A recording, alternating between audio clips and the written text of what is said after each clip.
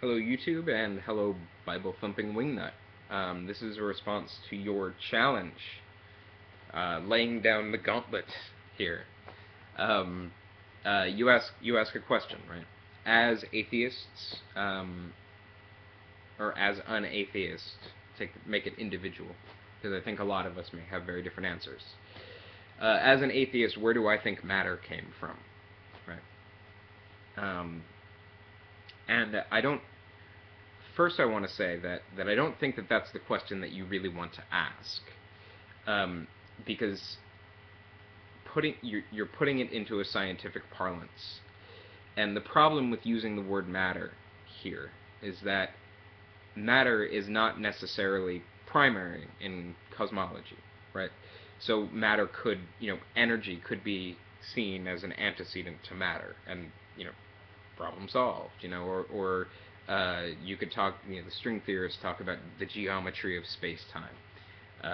Problem solved, right? And so there are features of our universe that could be antecedents to matter.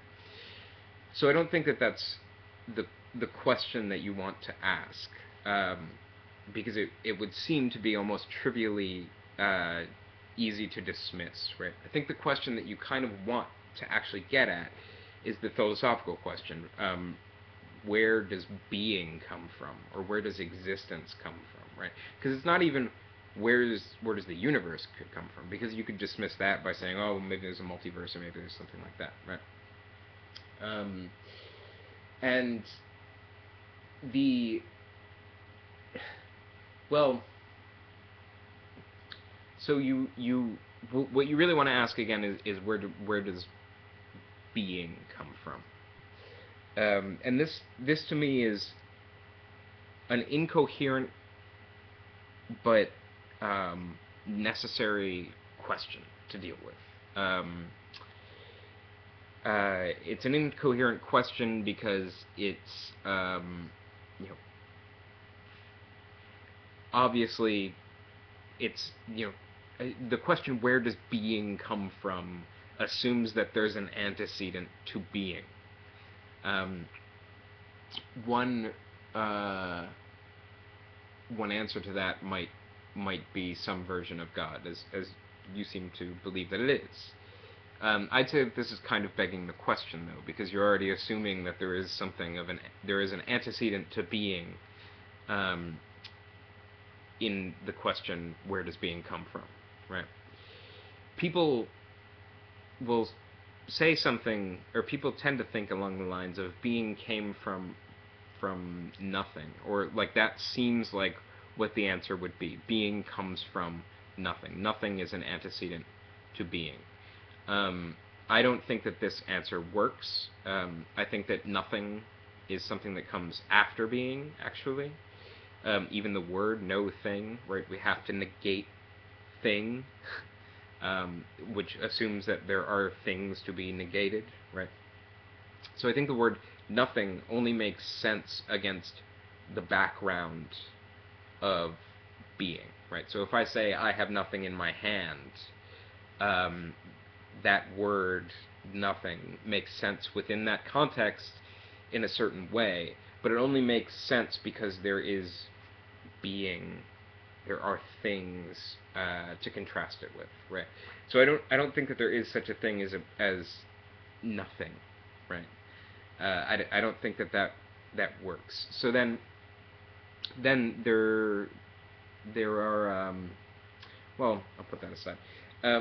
What you're playing off of, though, is what's interesting to me. You're playing off of this aporia that presents itself when we think about this question, where does everything come from, right? There's an aporia that presents itself. What an aporia is kind of a paradox, or a no way out situation, right? So when you ask the question, where does being come from, well, an either or immediately presents itself. One of the following two propositions seems to have to be true, right? Either being has always existed, right? Either existence is eternal, which carries with it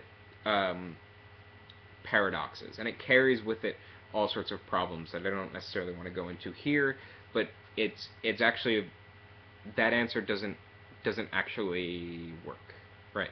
That's what I want to point to. Or let me put it this way: if that is true, our mind boggles at the thought. Our faculties aren't equipped to deal with an infinitely back in time, right? So that's one answer. That seems implausible.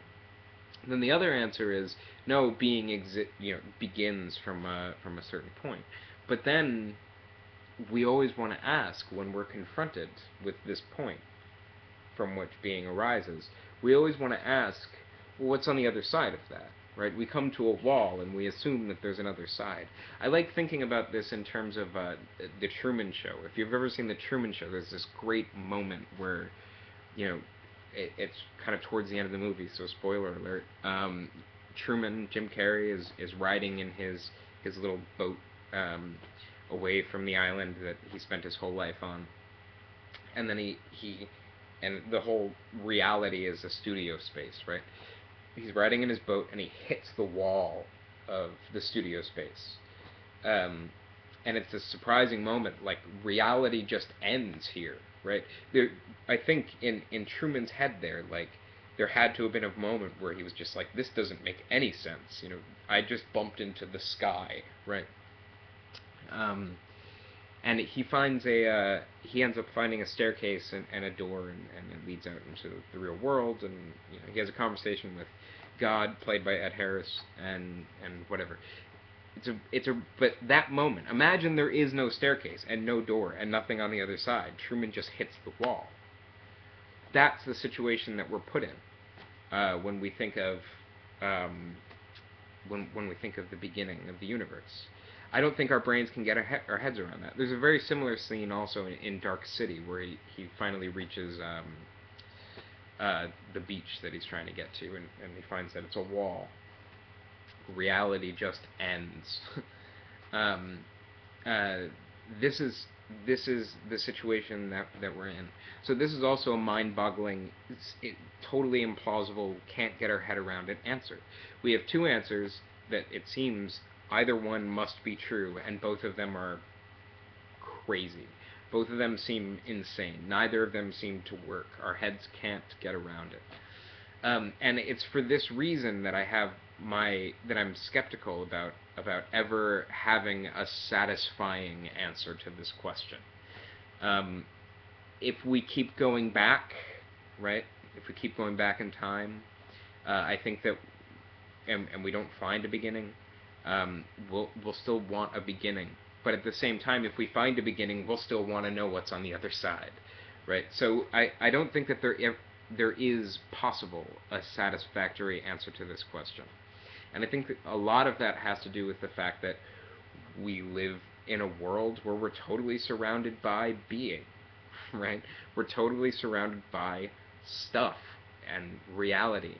And to think reality, or to think that there's an end to that, or to think that it's endless, are both, they're contrary to how we're programmed. If you like, it could be a feature of our evolution. I don't like writing things off to evolution, but it could. This one I'm fairly safe to say. I think our brain is programmed to assume that there is stuff, and that stuff is finite, but at the same time we can't conceive of, I could imagine the whole structure of the logic there. So that's kind of my answer, is that there is no such thing as a satisfactory answer. Some people, yourself included, seem to want to make God the answer. Obviously, I don't think that works either. I have separate. I don't. First of all, I don't think that actually answers the question. But second of all, that answer doesn't satisfy me either. It might satisfy you, and that's great. But it doesn't satisfy me either. So in some way, uh, I I just don't have an answer. There is no answer. In fact, I'd go further. I'd say it's not just that I don't know it, and it's not just that it is unknown. I would go further and say that it's something that's unknowable in principle. Or I'll soften that, qualify that, because people have said all sorts of things are unknowable, and then we find out what they are. So I'll say I have my doubts, or I have my suspicion that we as human beings, we as apes, are sufficiently equipped to be satisfied with any answer to that question. So I don't think that the question is malformed. I think it's an interesting question. I don't think your answer works, but that's not what you're asking, and I respect that. And I'd be perfectly happy to get into why I don't think that answer works, but put that aside. And I don't think that any answer works. And then the question is how do we deal with that? How do we deal with the unknowability of the origin of being? It's heavy shit, man. Have a good night.